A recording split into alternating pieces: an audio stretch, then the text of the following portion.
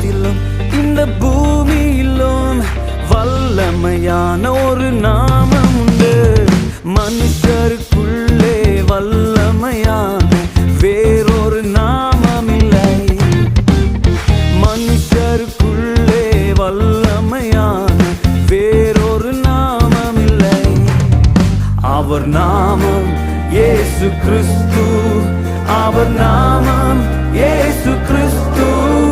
அவர் நாமம் இயேசு கிறிஸ்து. அவர் நாமம் இயேசு கிறிஸ்து. அவர் நாமத்தில் மன்னிப்பு உண்டு. அவர் நாமத்தில் ரட்சிப்பு உண்டு. அவர் நாமத்தில்